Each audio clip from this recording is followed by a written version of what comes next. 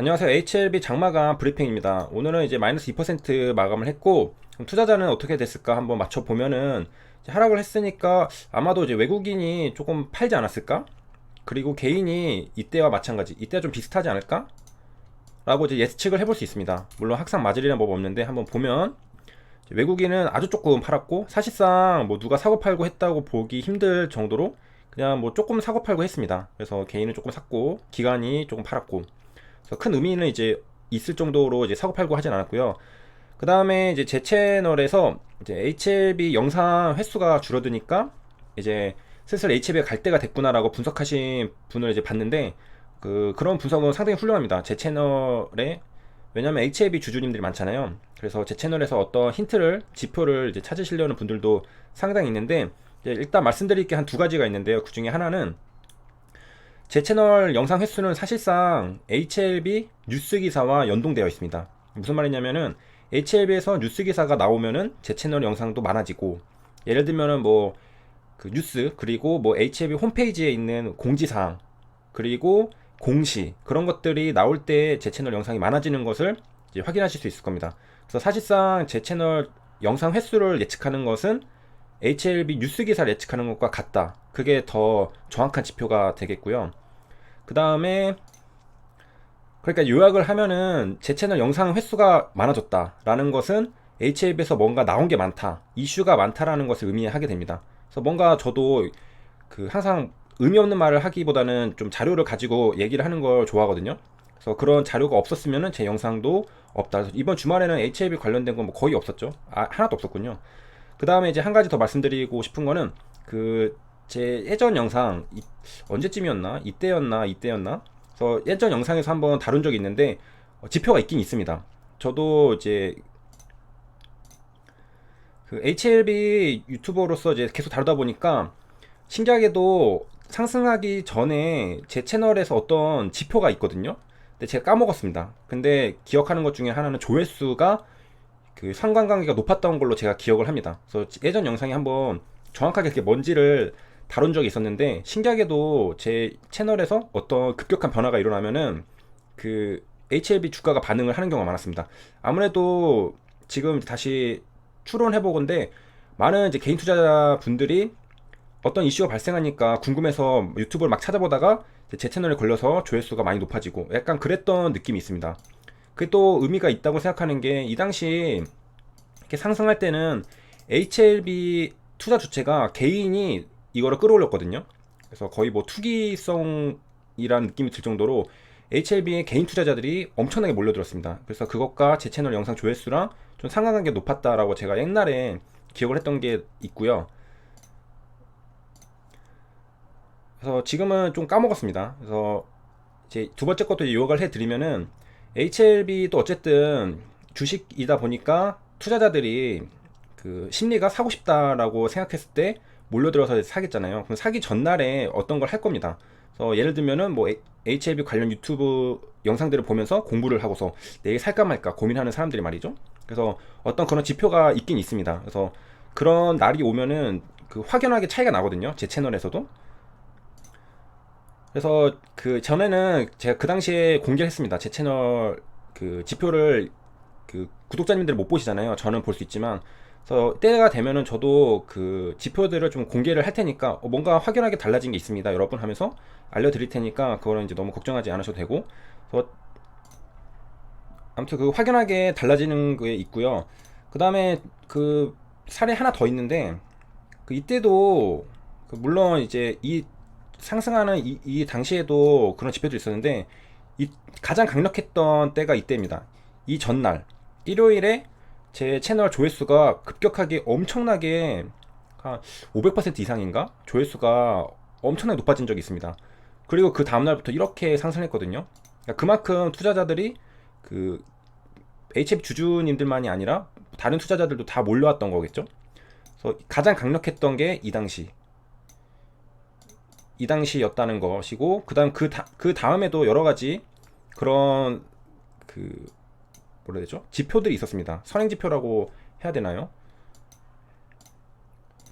그 다음에 중간중간 뭐 이럴 때도 있었던 것 같은데, 아무튼 그렇습니다. 그래서 일단 그 최종적으로 이제 그 요약을 해서 그 말씀을 드리면은 이제 조회수를 한번 좀 유심히 보시면서 활용을 해 보시라라고 말씀을 드리고 싶습니다. 물론 이제 그때 되면 제가 공개를 하겠지만은 그건 좀 느리니까 조회수를 좀 염두에 두시면서 관찰해 보시면은 투심이 좀 살아나는 건가 아닌가 좀 살펴볼 수 있는 그런 시기가 되지 않을까, 그런 기회가 되지 않을까 좀 말씀을 드리겠습니다. 그 HLB 오늘 이제 뉴스 기사가 나온 게 있기는 있는데 그 조금 최근 특징들을 보면은 요 당시에는 뉴스가 엄청나게 많이 나왔다가 요즘에는 뉴스가 좀 뜸한 거를 알 수가 있죠. 아무래도 4월 16일 여기 이제 권리락이 있잖아요. 4월 17일 다음날 이 전에 그 유상증자 그 발행가액 정하는 날이 뭔가 좀 의미가 있지 않을까 그런 생각을 좀 해봅니다. 그러니까 뭐 주가를 지키기 위한 어떤 액션이 아닐까 추측을 하는 그런 게 있고요.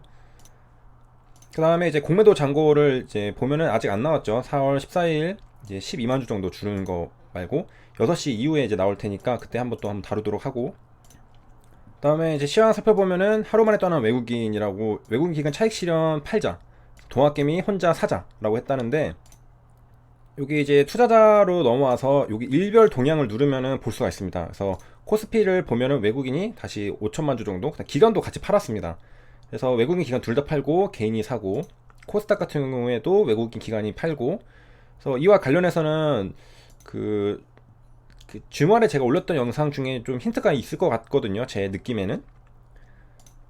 자, 아무튼 오늘은 이제 오후 들어서 연기금도 매도세를 높이면서 지수 하락을 막지 못했다라고 했습니다. 연기금이 매도를 했습니다. 그 다음에 이제 환율도 상승해서 1220원에 거래를 마쳤다. 그래서 원화 약세. 그 다음에 이제 IMF 금융위기 때만큼 집값이 하락하면, 이 말은 금융위기 때 집값이 하락했다라는 거죠. 그래서 고령층 대출자 위험이라고 했습니다. 그래서 금융위기 때 서브프라임 2008년도에는 집값이 떨어지니까 발생을 한 거였잖아요.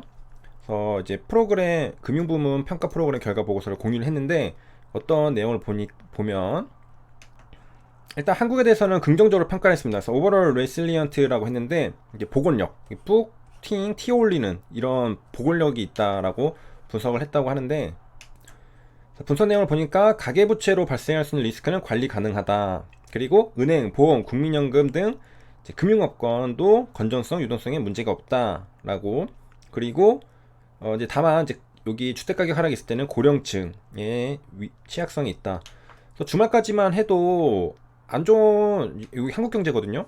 안 좋은 뉴스만 있는데 최근에는 오늘부터는 갑자기 또 좋은 내용들이 계속 나오네요. 주가랑 반대로 가는 느낌이 좀 있는데, 아무튼 그 다음에 이제 메디톡스가 하한가를 갔죠.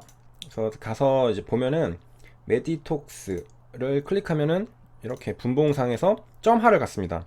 그래서 30분 뒤에 시작을 해서 9시 30분부터 동시효과 들어가고 40분에 거래가 시작됐는데, 아무래도 이 30분 늦게 하는 거는 시장의 영향을 좀 최소화시키기 위해서 이런 조치를 취한 게 아닐까 생각이 듭니다.